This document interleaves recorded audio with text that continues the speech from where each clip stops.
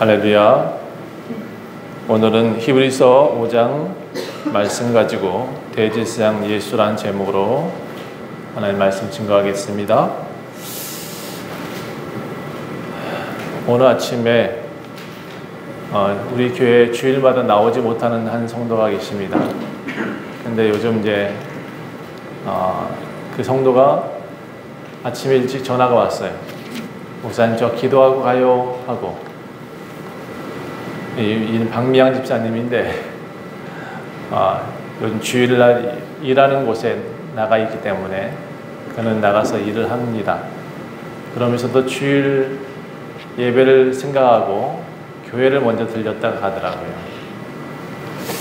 저는 믿음이 어디 있는가 생각해 보니 성실함에 있구나라는 것을 다시 한번 알게 됐습니다. 믿음이 어디 있는가 했더니 꾸준함에 있더라고요. 그리고 믿음이 어디 있는가 했더니 환경에 영향받지 않고 주를 바라보고 있더라고요. 주님을 바라보세요, 여러분. 우리는 주님을 바라볼 때 길을 잃지 않습니다. 저는 가난도 해봤고 핍박도 당해봤고 물론 이제 바울처럼 그렇게 심한 핍박은 아니었으나 심한 고난도 있었으나 그러나 그 모든 것들 가운데 믿음을 지키고 살았습니다. 잘 됐을 때도 감사, 못 됐을 때도 감사. 저에게는 하나님이 저의 모든 것이었기 때문에 그저 감사했었습니다. 우리보다 그 전 시대, 우리 어른들의 세대는 더 어려웠잖아요, 그렇죠? 그럼에도 우리 예수님은 그때도 살아계셨고 지금도 살아계신 줄 믿습니다. 자, 우리에게는 가장 큰 대제사장이 계십니다. 가장 큰 대제사장. 따라해 볼까요? 가장 큰 대제사장. 제사장 가운데도 가장 큰 대제사장이 계시대요. 그분이 하나님의 아들 예수다, 이렇게 되어 있어요. 여러분, 히브리서 5장 들어가기 전에 사실 그 위에 조금 더 읽어야 되는데 4장 14절부터 뭐라고 되어 있냐면 우리에게 큰 대제사장이 계시다. 그는 하늘로 승천하신 분이신데 그분은 곧 하나님의 아들 예수다. 우리는 그 믿는 도리를 굳게 잡아야 된다. 예수를 굳게 잡고 있어야 된다. 그렇게 굳게 잡고 있으면 이 대제사장은 우리의 연약함을 동정하신다. 우리와 똑같은 시험을 받으셨기 때문에 그러나 죄가 없는 그분이지만 우리를 긍휼히 여기시고 항상 돌봐주신다. 이렇게 되어 있어요. 대제사장이 무엇 하는 것인지 오늘 내용 중에서 조금 이해를 했으면 좋겠습니다. 여러분, 대제사장 같은 경우 이제 예수님은 그렇다고 치고 그분은 가장 큰 대제사장이죠. 하나님의 아들이니까 그럴 수 있어요. 우리 죄가 없는 분이니까 그럴 수 있어요. 가장 큰 대제사장을 삼아주셨으니까. 그런데 사람은요, 저는요, 여러분은요, 우리 장로님한테 물어봐야지. 장로님이 우리 하나님한테 엄청 열심히 많이 뭔가 아주 많이 드려서 장로라고 칭함을 받으셨을까요? 하나님께 너무너무 잘한 게 많아요? 근데 왜 우리 하나님께서는 그 이름을 주셨을까? 자, 출애굽기 보면 모세의 형 아론이 나옵니다. 모세보다 3살 많은 형이에요. 모세가 이집트를 떠나서 40년 동안, 물론 처음부터 태어나자마자 곧장 남의 집에서 길렀기 때문에 형하고 관계가 그렇게 좋지는 않았을지 모르겠지만 혈육이란 말이에요. 근데 이 형이 사실은 이 이집트 땅에서 계속 자랐어요. 그리고 모세도 한 20대에서 왕자로 자라다가 어느 날 갑자기 이제 미디안으로 도망을 칩니다. 사람을 죽였으니까 도망을 쳐요. 그런데 이 도망친 왕자가 미디안에 가서 뭘 했냐 그러면 목축을 합니다. 양을 돌봐요. 사실은 40년 동안 그 이집트에서 좋은 교육을 다 받았던 사람인데 이집트 말도 할 줄 알고 히브리인이니까 히브리 말도 할 줄 알았습니다. 그 엄마가 젖을 먹여서 키웠으니까요. 그런데 40년 동안 그 미디안 땅에 가 있으면서 말을 안 하고 사니까 어떤 일이 생겼냐면 말을 더듬었어요. 말을 더듬어요. 그러니까 말을 잘 못해요. 그런데 하나님께서 그런 모세를 불러다가 이스라엘을 구원해라 이렇게 했어요. 모세는 이런저런 이유로 저 말도 더듬고요, 어쩌고 저쩌고요 이러면서 나 못해요 라는 얘기를 했었어요. 그런데 하나님이 그를 불러다가 강제적으로 너 이스라엘 구원해 이렇게 얘기를 합니다. 나 말도 못해요 라고 했더니 아론한테 뭐라 했냐면 그 모세 옆에 누굴 붙여줬냐면 아론을 붙여줘요. 너의 형이를 붙여줄게. 그래 너하고 가장 친숙한 사람이니까 그를 붙여줄게 하고 아론을 붙여요. 그런데 이 모세도 사실 부족한 사람이지만 아론도 정말 부족한 사람이에요. 그나마 말을 조금 더 잘할 줄 아는 아론이었지만 모세를 대신해서 말을 하게 만들어요. 자, 이게 어떻게 되냐면 하나님께서는 모세한테 말씀하시고 모세는 듣고 아론한테 말을 해요. 그리고 아론은 다시 백성들에게 말을 해요. 그러니까 좀 복잡하죠, 그렇죠? 이렇게 한 달이 한 달이 거쳐가요. 이 방법이 지금 현대 교회에도 똑같아요. 하나님은 예수를 통해서 이 성경을 통해서 말씀하셨고요. 이 성경을 우리는 목회자들은 또 그 말씀을 듣고 전해요. 그러니까 똑같죠. 방법은 세 단계를 꼭 거쳐요. 하나님은 예수님은 우리에게 이렇게 세 단계 거치고 있는 거예요. 왜 이렇게 하셨을까 생각해 보니까 목회자들이 각 나라 말로 하잖아요. 그렇죠? 그러니까 아마 아론도 자기 백성들한테 자기 백성들의 말로 전달하고 있었을 것 같아요. 어쩌면 하나님은 모세만 알아들 수 있는 말로 했는지도 모르겠어요. 제가 그런 생각이 자꾸 들었어요. 그러니까 모세는 하나님께 듣고 그 모세가 아론한테 말을 하고 그 형제들이 형은 그래도 동생 말 더듬이라도 말을 알아들었을 것 같아요. 그러면 아론은 또 열심히 잘 설명한 사람이니까 또 설명했겠지요. 그런데 사실 아론이라는 이 사람은요, 되게 대제사장인 삼았다 그랬는데 결격 사유가 너무 커요. 제가 보니까 대제사장 자격이 없어요. 국회의원 될 만한 인물이 아니야. 제가 보니까 시장 될 만한 인물도 아니야. 모세가 시내산에서 올라가가지고 십계명을 받으러 갔어요. 40일 동안 그곳에 내려오지 않고 있어요. 그랬더니 내려오겠다는 사람이 안 내려오니까 백성들이 우리한테 신을 만들어 달라고 그랬어요. 신을 요구하니까 이 아론이 뭘 했냐면 그래 금가락지 좀 갖고 와봐 했어요. 그러니까 모든 사람이 금 기고를 다 들고 와가지고 아론한테 내밀었어요. 아론은 어떻게 했냐 그러면 그걸 화로에 넣고 다 녹였어요. 그리고는 금덩어리 하나 만들어 내놓고는 그걸 두들겼어요. 그리고 우상을 만들었어요. 송아지 우상을. 대제사장이 될 만해요?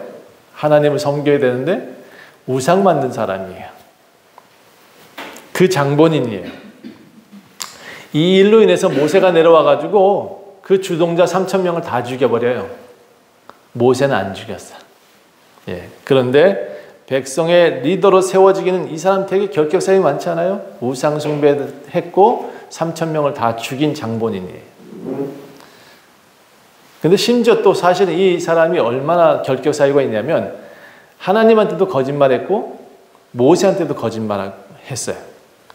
자기를 살려보겠다고 뭐라 그랬냐면 저 백성들이 다 금 갖고 왔는데요. 제가 화로에 던지니까 갑자기 송아지가 튀어나왔어요. 이렇게 얘기를 했어요. 내가 두들긴 게 아니고 갑자기 그 화로에서 펄떡 튀어나온 송아지가 나와서 어쩔 수 없이 그들한테 줬어요. 이렇게 얘기를 했다. 말이 돼요? 성경에는 분명히 그렇게 돼 있지 않아요. 32장에 출애굽기 32장에 있는데 31장에 보면 그가 두들겼다는 얘기가 나와요. 금을 가지고 두들겨서 만들었대요. 그러니까 거짓말했죠. 엄청난 거짓말 한 사람이에요. 결격 사유가 커요. 저는 처음에 이런 사람을 왜 하나님 대제사장으로 삼아 주셨습니까? 왜 백성의 리더로 삼으셨습니까? 라고 굉장히 물었어요. 그런데요, 여러분, 그 답이 어디에 있냐 그러면 오늘 히브리서 5장에 있어요. 정말 결격 사유가 많은 사람인데 어떤 목사로 세우기도 되게 부족한 사람인데 그가 세워졌다는 거예요. 도둑질하고 강도였던 그가 목사가 됐다고 이런 얘기예요. 현대교회도 가끔 그런 교회가 있긴 합니다. 아주 이상한 선례가 있긴 합니다.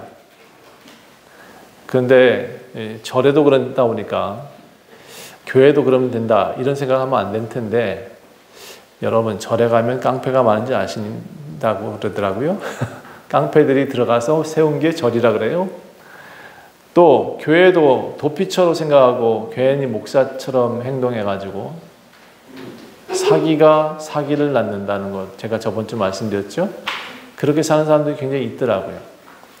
자, 그런데 정말 이상한 경우도 제가 봤어요. 전라도 여수에 가면 애양원 교회라는 곳이 있어요. 나중에 한번 여행 가셔서 그 교회 한번 들려다보세요. 여기 손양한 목사님의 기념비가 있어요. 이 교회는 나병 환자들이 있었던 교회예요. 나병 환자들이 있는 병원도 거기 옆에 있어요. 지금은 거의 나병 환자가 없지만 이 손양은 목사가 부임해가지고 나병 환자들 돌보고 있었어요. 그때가 1940년도 되니까 48년도인가 아마 그렇게 부임하셨던 것 같으니까 굉장히 우리나라에 아주 힘든 시기였던 것 같아요. 막 해방되고 이런 상황인데 일제로부터 해방되고 그런 상황인데 그런데 이 목사님이 가서 아이를 셋 낳나 봐요. 데리고 갔는지 낳는지 잘 모르겠지만 거기서 아이를 잘 키웠어요. 데리고 간 것 같다. 아무래도 나이가 있었을 테니까. 이 아들 이름이 동인, 동신, 그리고 딸아이 이름이 동희예요. 근데 이 세 아이를 데리고 목회를 했는데 1948년도 10월 19일 날 무슨 일이 일어나냐면 여수 반란 사건, 여수 순천 반란 사건이 일어나요. 거기에 두 아들이 다 이제 중학교, 고등학교쯤 됐을까? 그런데 이 아들이 폭도들에 의해서 총살을 당해요. 손양은 목사님의 두 아들이 한날 갑자기 죽어버렸어요. 그 아들을 죽인 주동자가 누구냐 그러면 안재선이라는 사람이에요. 안재선. 그런데 이 아들을 둘을 묻어놓고 손양은 목사는 그 안재선이라는 사람이 잡혔다는 소식을 들어요. 그런데 그 안재선도 총살당할 위험이 있는 상황이 됐어요. 그때 손양은 목사는 달려가서 우리 두 아들은 천국에 갔지만 이 안재선이라는 아이도 죽으면 지옥 간다. 그래서 그 아내와 딸아이를 설득합니다. 하나님은 원수도 사랑하라 했다. 우리 저를 사랑해보자 라고 말하고는 그를 양아들로 삼습니다. 아들아 아들아 하면서 부르면서 매일 달려가서 그가 하나님이 살아계신다라고 외쳤습니다. 동이라는 아이는 형들, 오빠들 다 죽인 그 사람을 어떻게 우리가 사랑할 수 있냐고 발버둥 쳤고 그 엄마도 뒹굴었어요. 그런데 목사님은 안재선을 구명해요. 저를 살려주십시오. 내가 아들로 삼아서 가르치겠습니다. 그리고는 신학교를 다니게 만들어요. 그러나 여러분 살인자가 목회자 될 수 있어요? 안재선은 스스로 목회자의 길을 잠깐 걸었다가 도망치듯이 교회를 벗어나서 여기저기 살았어요. 근데 오늘 본문에는 이런 사람이 연약한 사람이다 라고 말하고 있어요. 히브리서 5장 3절 보니까 이런 경험을 한 사람들이 목회자가 되면 무식한 사람이나 깡패나 도둑들, 또 심지어 미혹되어서 예수를 버렸던 배신했던 사람들조차도 용서하고 받아줄 수 있다라고 나와요. 그래서 저도 생각해 봤어요. 깡패도 예수님 믿으면, 깡패도 돌아오면, 회개하면 예수님을 전할 수 있는 진짜 목사가 될 수 있지 않을까? 이런 사람이 예수님의 사랑을 깨달으면 세상을 변화시킬 수 있대요. 손양현 목사님의 아들, 양아들이죠. 안재선은 신학교를 다녔지만 전도사가 됐지만 사람들은 눈을 피하고 이제 살아가요. 그러다가 어떻게 아이를 낳았나 봐요. 두 아이 중에 하나가 안경선이라는 아이예요. 그런데 이 안경선이 나중에 이 아버지 손양현 목사님이 돌아가신 때가 48살이라 그래요. 그리고 이 안재선이 죽은 나이도 동신을 죽인 이 안재선도 죽을 때 나이가 48이었어요. 공교롭게도. 근데 그의 아들한테 죽기 전에 뭐라 그랬냐면, 아들아, 너는 신학교를 가거라 라고 말을 하고 죽었대요. 그가 안경선이에요. 안경선. 근데 지금 뭐 하고 있냐? 그분은 지금 브론디라는 아프리카에 가서 선교하고 있어요. 한센병들은 치료하는 사람으로. 우리나라에서 약을 보내주면 그 나라의 한센인들을 치료하는 일을 하고 있어요. 자, 그런데 더 놀라운 거는 이 안경선 목사가 원주에 있었어요. 어디 있었냐면 원주 중앙그리스도교회 담임 목사였어요. 2004년도에 부임해가지고 한 60여 명 성도들과 함께 목회를 했던 사람이에요. 그리고 우민종 목사님이 오셔서 그 교회를 넘겨받기 전에 안경선 목사님이 담임 목회하시다가 브론디로 갔어요. 우리 그리스도교회 목사예요. 안경선 목사는. 사실 저와는 학교가 다릅니다. 저는 그리스도 대학교 출신이고 거긴 기독대학 출신인데 다르지만 그리스도교회에서 공부하고 했던 그런 목사님이세요. 여러분, 그렇게 연약한 사람도 그렇게 죄인의 아들이었지만 그는 지금 아프리카 가서 자신의 죄를, 그 아버지의 그 죄를 속죄하고 살고 있어요. 저는 브론디 못 갑니다. 왜? 저 아프리카에서 못 살아요. 저는 못 살아요. 근데 빚이 많은 사람은 그런 데 가요. 죄가 많은 사람은 은혜도 크대요.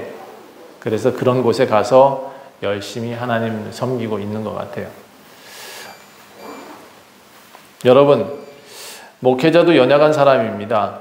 네. 그래서 이 목회자들 부르실 때 아주 똑똑한 사람 안 부르는 것 같아요. 아주 바보스러운 사람을 불러다가 목회를 시키는 것 같아요. 제가 그 중에 하나인 것 같아요. 이 직분을 보면 뭐라고 표현했냐면 5장 4절에 뭐라고 표현했냐면 존귀한 직분이라고 되어 있어요. 존귀한 직분. 히브리서 5장 4절에 그렇게 나와요. 존귀한 직분. 이 존귀는 아무도 스스로 취하지 못한다. 이 존귀는 누가 줘서 되는 게 아니고 스스로 만들어내는 게 아니다. 하나님이 주셔야 된다라고 되어져 있어요. 오직 아론과 같이 하나님의 부르심을 받은 사람한테 이 존귀함을 준다. 그래서 목사를 여러분들 경외하고 서로 존경하고 있는 것 같아요. 그런데 제가 항상 말씀드리죠. 목회자나 성도들이 동일한 부르심에 있다는 것을 기억해야 된다. 꼭 목사만 불러서 존귀함을 준 건 아니에요. 그런데 여기에는 물론 이렇게 부르심을 받은 특별한 사람이 있다라고 표현하고 있어요. 우상을 만들었던 아론이란 대제사장, 첫 번째 사람으로는 첫 대제사장이에요. 사람으로는 첫 대제사장이 살인자라고. 그리고 우상을 만들었던 사람이에요. 이 거짓말장이에요. 그런데 하나님이 불렀대요. 그리고 연약한 백성들을 위해서 너가 죄졌던 것을 기억하고 그 연약한 백성들의 죄를 너가 속량해라. 매번 그렇게 그들의 죄가 내 죄요, 내 죄가 그의 죄요, 똑같이 그러면서 하나님께 드렸대요. 다시 5장 1절을 보면 대제사장마다 사람 가운데서 택하였다라고 되어 있어요. 예수님은 사람일까요? 신일까요? 오늘 본문을 보면 예수님은 사람이기 때문에 대제사장으로 삼았다라는 얘기가 나와요. 이 하나님께 속한 일을 하는 사람인데 예물과 속죄하는 제사를 드리게 했다. 그 사람으로 택한 그 한 사람을 통해서. 그래서 그는 무식하다. 미혹된 자도 능히 용납할 수 있다. 왜? 본인이 무식하니까. 본인이 나쁜 놈이었으니까. 백성들을 위해서 속죄제를 드리고 또한 자신도 죄인이기 때문에 자신을 위해서도 제사를 드리는 것이 마땅하다라고 되어져 있어요. 자기도 연약하게 휩싸여 있는 존재다. 이 존귀한 직분은 아무도 스스로 취하지 못하지만 하나님께 부르심을 받은 자라야 된다. 그래요. 연약한 사람. 그래요. 똑똑한 사람 말고 부자 말고 가난한 사람. 그런 사람 불러다가 이 자리에 앉혀 놓은 거예요. 여러분 힘들죠? 그렇다고 확 포기해버릴까요 우리? 응? 그러면 우리는 이제 끝나는 거죠? 그렇죠? 우리의 삶이 끝난다고 끝나는 게 아니라고 그랬죠 제가 항상. 우리는 죽어서 그냥 끝나는 존재가 아니에요. 이 믿음이 우리에게 주신 거 단순히 주신 거 아니에요. 좋을 때 하나님이고 나쁠 때는 하나님 아니고 그거 아니에요. 하나님은 신실하시다 그랬어요. 언제나 우리한테 다가오신 하나님이시죠. 좋을 때는 찬양하세요. 안 좋을 때는 울며 찬양하세요. 그래야 되지 않겠어요? 제가 믿음이 뭔가 한번 예전에 크게 경험한 적이 있어요. 내 상황은 너무 안 좋았어요. 나는 주변에 다 떠나고 나는 가진 건 하나도 없고 모든 것이 다 아무것도 나를 도와주는 이도 없고 그런 상황인데 저는 어떻게 했냐? 기도하라니까 기도했어요. 성경 읽으라니까 더 많이 읽었어요. 부르짖으라니까 부르짖었어요. 오뚜기가 넘어져 있으면 오뚜기입니까? 그렇죠? 우리의 믿음은 항상 다시 일어서는 것이 믿음입니다. 힘들어도 일어나십시오. 여러분, 저는 노래할 때, 전 성악가니까 집에서 아내와 대판 싸웠는데 그날 노래하라고 분명히 얘기를 해서 노래하는 자리를 가야 됩니다. 무대에 섰는데 우리 와이프를 막 욕하면서 말이야 앞에서 노래는 안 하고 화풀이를 하면 될까요? 안 될까요? 안 돼요. 그렇죠? 노래하는 사람 노래해야지. 오늘 예배 드리러 나왔어요. 예배 드리러 나와서 우리가 찬양하기 힘들고 예배하기 힘들고 하나님께 기도하기 힘들어. 그럼 어떻게 해야 돼요? 그렇다고 들어 누워 있어요? 진짜 지혜로운 사람은 교회에 나와서 예배해야죠. 힘드니까, 화가 나니까, 싸웠으니까. 여러분 어제 술 많이 드셨어요. 누가 보니까. 그래도 오늘 교회에 나오셨네요. 잘하셨어요. 이래야 믿음이에요. 어제 대판 놀았어요? 괜찮아요. 주일날 교회 나왔으면 됐어요. 여러분, 우리 믿음은 어디서부터 시작돼요? 우리 한 주가 어디서부터 시작돼요? 주일. 그러니까 어제 것은 지나갔습니다. 그렇죠? 보라 새 것이 되었다. 오늘 새 사람이 되었다. 그렇게 삽시다. 예. 괜찮아요.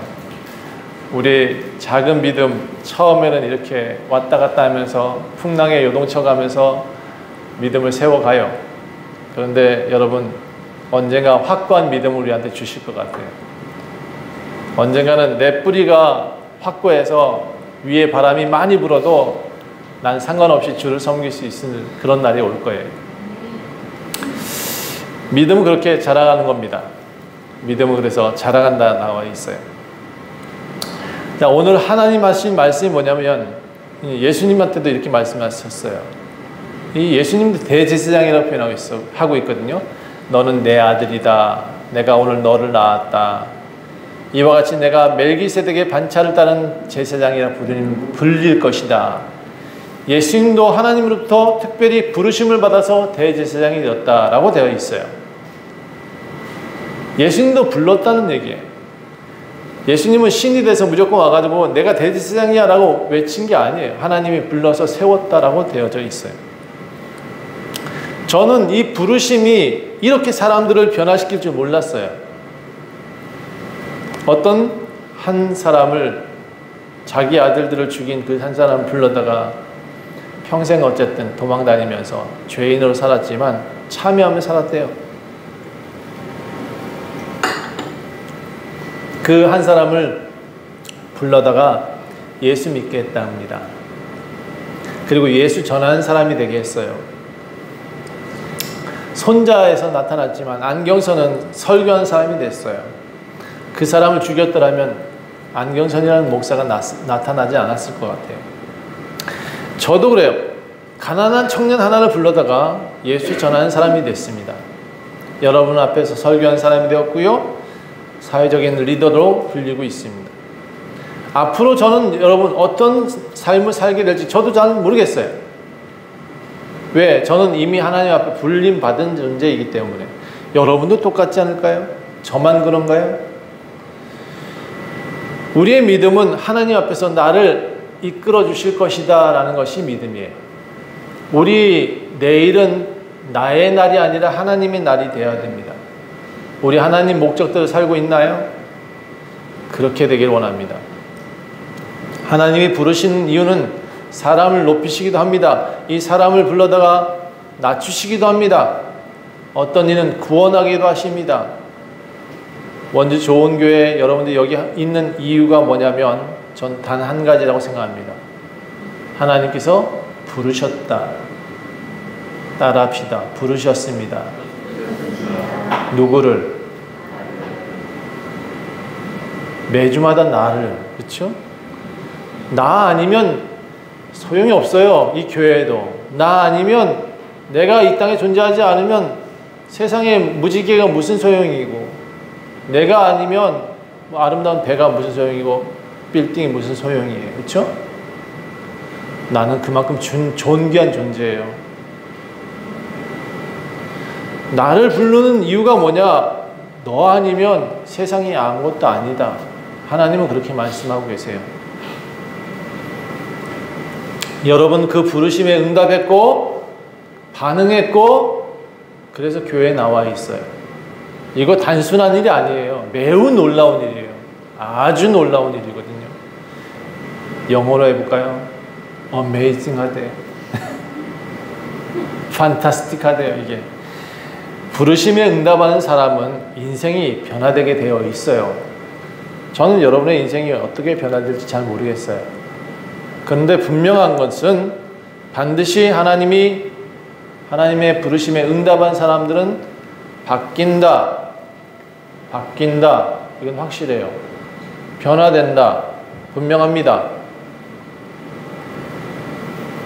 제가 어제 장로님 사업장에 잠깐 들었어요. 어제가 아니라 그저께 금요일날 저녁 때 거기서 어떤 사람들을 만나서 전도를 했습니다. 제가 먼저 좋은 교회 꼭 오시라고 했어요. 근데도 안 왔어. 참, 그쵸? 제가 그들을 초대하고 불렀잖아요. 그쵸? 그 부름에 응답하면 산다고 말을 했어요, 제가. 근데 안 왔어요. 몰라, 아직은 준비가 안 돼서 못 왔다 이렇게 얘기할 테고, 언젠간 오겠습니다라고 말하는 수많은 사람이 있었지만 아직까지 교회 안 왔어. 그쵸? 그 많은 사람들보다 여러분이 나은 거 아니에요. 그쵸? 이렇게 부르심에 응답하지 않은 사람, 나오지 않는 사람을 성경은 뭐라고 하고 있냐면 그의 죄 가운데서 죽으리라 이렇게 돼 있어요. 스스로 정한 죄에 따라서 죽는데요. 그럼 의인은, 부르심에 응답한 의인은 그 의대로 보응하신다라고 되어 있어요. 갚아주신대요. 예수님도 부르심에 응답했고 하나님 아들로 살았다. 그리고 모든 인류를 위해 십자가를 짊어지셨다. 이 부르심 때문에 7절부터 10절까지 그런 내용이 기록되어 있는 거예요. 그는 육체에 계실 때에 자기를 죽음에서 능히 구원하실 하나님께 심한 통곡과 눈물로 간구와 소원을 올렸고 그의 경건하심으로 말미암아 들으심을 얻었다. 그가 아들이시면서도 고난을 받으셨고 그로 인해 순종함을 배우셨고 그로 인해 온전하게 되었다. 부르심을 따라서 순종하면 우리는 온전하게 되어진다. 이렇게 되어 있어요. 그러므로 여러분, 순종하는 모든 자에게 영원한 구원을 주신다. 하나님께서는 그를 그런 부르심에 응답한 예수를 대제사장이라 불렀다. 여러분, 선악을 분별하는 사람이 되어야 됩니다. 예수님께서 승천 이후에 이 히브리스가 쓰여진 이유가 뭐냐 그러냐면 유대인들은 천사를 숭배했어요. 예수를 믿게 되었음에도 불구하고 엉뚱한 것을 쫓아가요. 그게 지금 14절부터 조금 엉뚱한 내용 같은데 유대인들한테는 질타의 내용이고 도무지 내가 얘기하는 걸 왜 깨닫지 못하니? 라는 탄식이에요. 유대인들은 많은 오해를 하고 있었어요. 하나님을 알고 있었고 구약도 많이 알고 있었고 안식일도 알고 있었고 천사도 알고 있었어요. 그런데 구원의 방법에 대해서 정확히 모른다는 거예요. 예수를 통해서 구원받아야 된다. 요즘 빗대서 우리 시대를 빗대서 표현하면 교회를 다니는데 하나님도 모르고 성경도 모르고 교회가 무엇인지도 모르는 그런 상태가 이 유대인들의 모습이 똑같았다는 거예요. 예수님이 왔다, 그렇게 대제사장이다 아무리 얘기를 해도 못 알아듣는 거예요. 그 중에 가장 큰 대제사장이 예수님이다 그래도 못 알아들어요. 여러분처럼 지금 좀 이제 시간이 지나면 지루해지고 못 알아듣는 시간이 와요. 그래서 설교가 제일 좋은 설교는 한 20분이라 그러는데 제가 조금 좀 길죠. 네.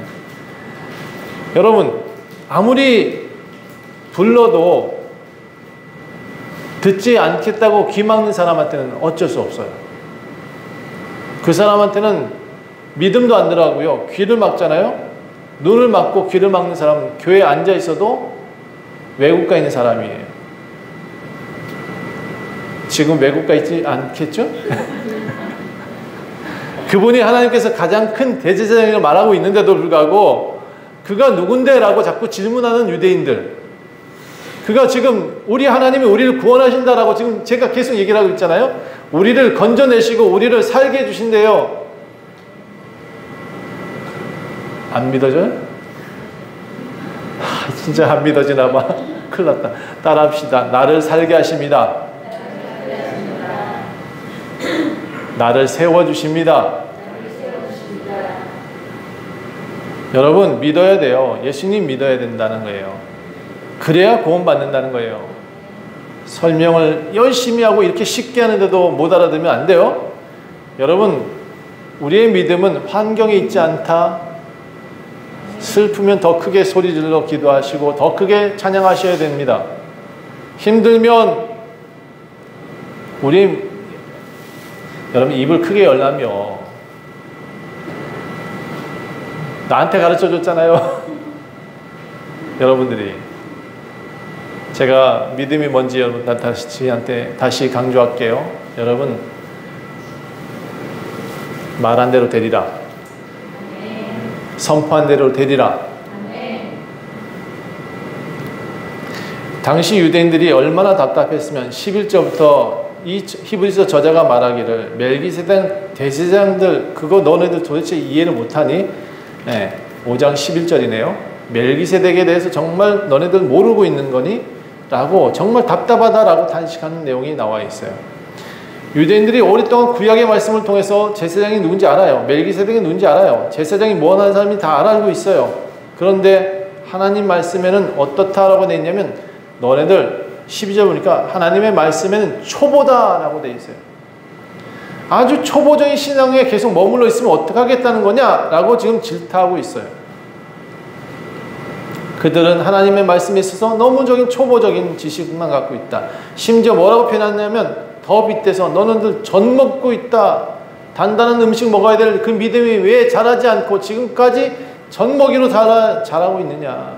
왜 그렇게 누워서 바다만 먹고 있느냐라고 질타하고 있는 거예요. 너무 단편적인 지식을 가진 사람들, 이 단편적 지식을 가지고 선포하는 사람들 되게 위험한 사람이에요. 제가 저도 책을 많이 읽진 않았지만 책 10권 읽고 다 아는 것처럼 말하는 사람이 제일 위험한 사람이래요. 10,000권 읽고 책을 좀 그거 안다라고 말하는 사람은 조금 아는 사람이래요. 그러니까 이단들이 무식하고 위험한 이유가 뭔지 아세요? 단순 논리거든요. 이단들은 단순 논리가 있어요. 자기만 옳대. 하나만 옳고 둘은 틀렸어. 이 보편적인 지식 중에 우리가 모두 다 예수 사랑하라, 하나님을 사랑해라, 부모 사랑해라, 이웃 사랑해라. 이게 너는 보편적인 지식 아니에요, 그렇죠? 보편적인 내용이에요. 사회적 내용이야. 그런데 자기들은 옳아서 부모를 버려도 된대.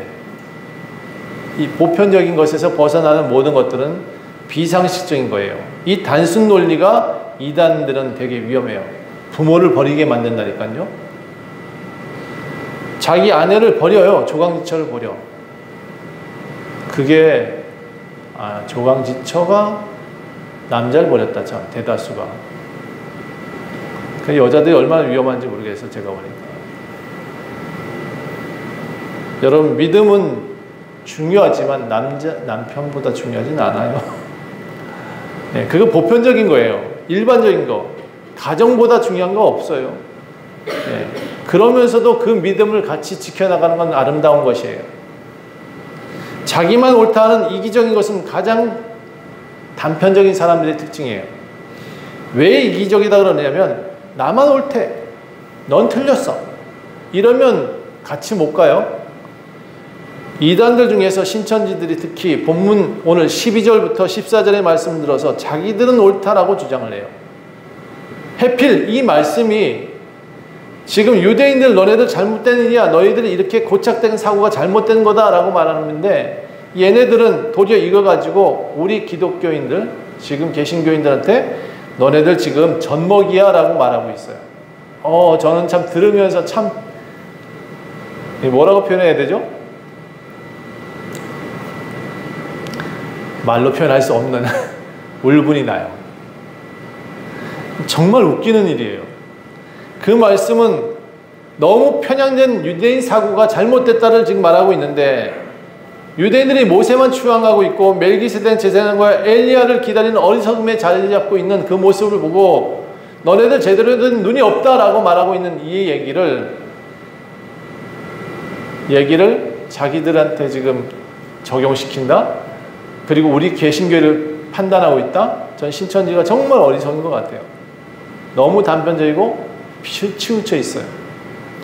이 내용은 이런 거예요. 예수가 오셔서 십자가에 죽어주셨습니다. 우리의 구세주가 되신 그분이 우리의 대제사장입니다. 인류의 죄를 깨끗하게 해주시는 분은 예수님밖에 없습니다. 이 얘기를 하고 있는 거거든요. 그러니까 너네들 그 하나의 편향적인 젖먹이 사상 그거 초보적인 말씀에 머물러 있지 말고 좀 눈 좀 열어 이런 얘기거든요.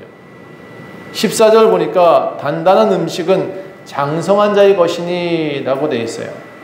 장성한 사람들은 지각을 사용한대요. 이 지각이 뭐예요?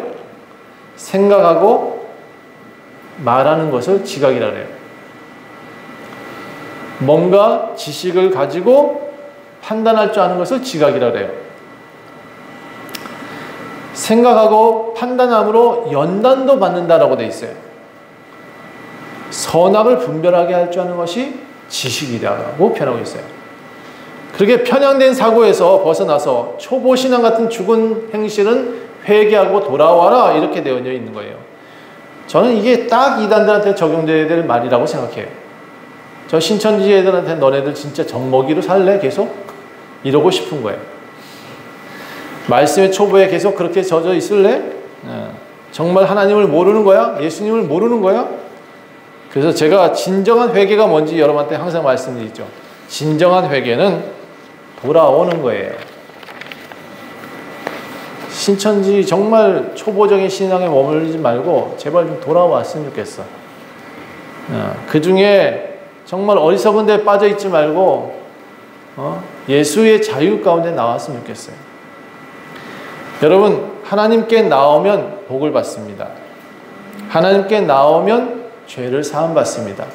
예수를 믿으면 여러분의 인생이 핍니다. 아멘을 적게 한다.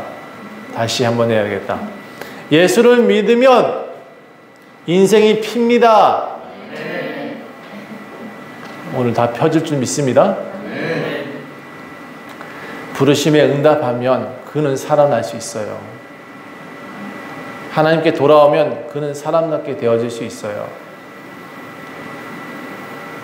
제가 안타까운 사람들이 있어요.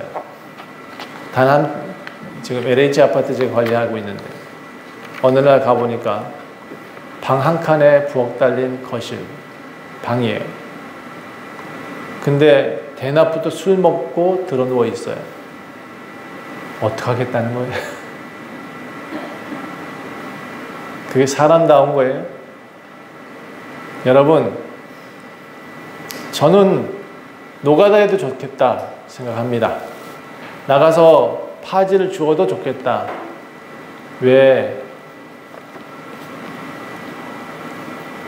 여러분, 사람답게 살아야 되는 거예요. 우리가 끊어내야 될 것은 끊어내고 진짜 취해야 될 것은 뭐냐? 예수님을 취하고 예수님이 내 환경도 바꾸신다라고 믿고 믿음으로 세상을 바꿔나가야 되지 않아요? 어디서 바꿔나가야 되냐? 따라합시다. 내가 바뀌어야 세상이 바뀐다. 다시 합시다. 내가 바뀌어야 세상이 바뀐다. 내가 웃으면 세상이 웃는다. 여러분, 내가 울면 세상이 울어요. 예수님도 울어요. 그러니까 웃읍시다. 자, 옆에 사람 손잡고 사랑합니다. 힘냅시다. 괜찮아. 괜찮아. 여러분, 만일 하나님께 돌아오지 않는 삶은 어떻게 되냐?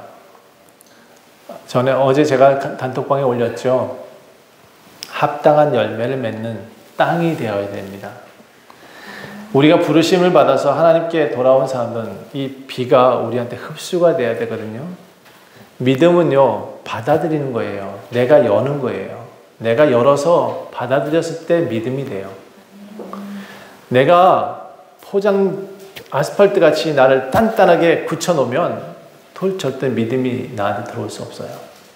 내가 닫으면 아무리 좋은 말씀이라도 천국의 말이라도 아름다운 천국의 소리라도 나는 귀를 닫으면 못 들어요. 내가 닫으면. 그래서 여러분, 하나님이 원하시는 것은 뭐냐면 나의 말씀을 받고 합당한 열매를 내라 이렇게 돼 있어요.